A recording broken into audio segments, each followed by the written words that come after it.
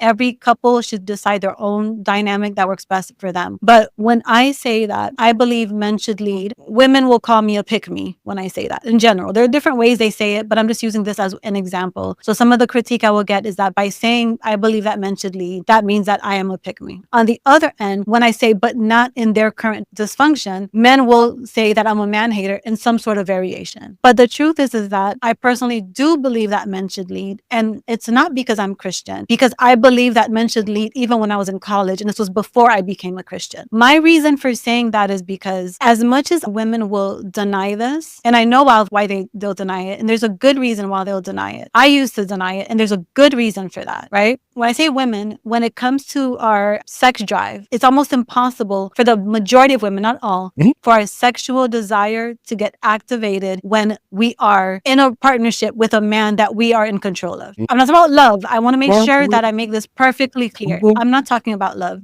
A woman can love a man whether he's submissive or he's a leader, or I'm not talking about love. There's a difference between love and sexual desire. What activates love often deactivates sexual desire. What activates sexual desire often deactivates love. And it sounds really weird, but it's just true. So my reason for believing that the man should lead is that for lack of a better term, that yin and yang dynamic, when we're talking about sexual desire, it just works out smoother when the man leads that relationship. Okay? That's really what my reason is. A lot of women will not say that, and often not because they're lying, but often because they haven't yet gotten to that revelation yet. That what's happening in their marriage is the fact that their sexual desire is being hampered by how much control she has over her partner. So I'm not saying that she's lying. I don't think that necessarily. She just may not be aware of it yet. She hasn't yet had that revelation that, oh shit, like how much control I have over him is hampering my sexual desire for him. So because of that, I believe that in a relationship that the man should lead that relationship. And I've already said what leading looks like. Leading looks like he clearly knows what his mission is.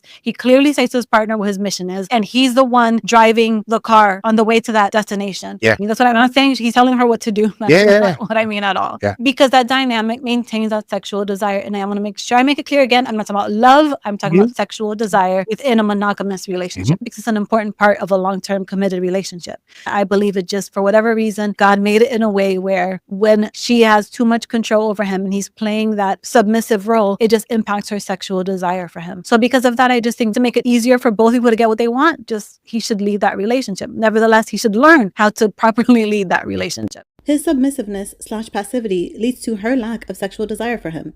Her lack of sexual desire for him then leads to his resentment toward her. His resentment toward her then leads to her contempt toward him.